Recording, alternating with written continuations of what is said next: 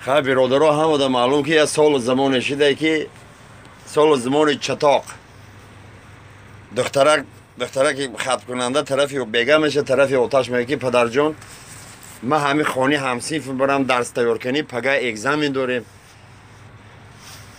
پدرش میگه نمیره. همه خیلی او گوارد بگیره پدرش میگه نمیره. میگه با کدام خاطر نرم و همسیف ما 10 سال 11 سال اجای خوندیم درس تیار کنی میرم. گفته خدا زده همه نمیری. گفتم نمیری. او گفته پدر مرا بفهمم با کدام خاطر نمیرم. گفته این همه اوچت هم 18 سال پیش خانمون درس تیار کنی آمده بود. این تا حاضرم نرفته.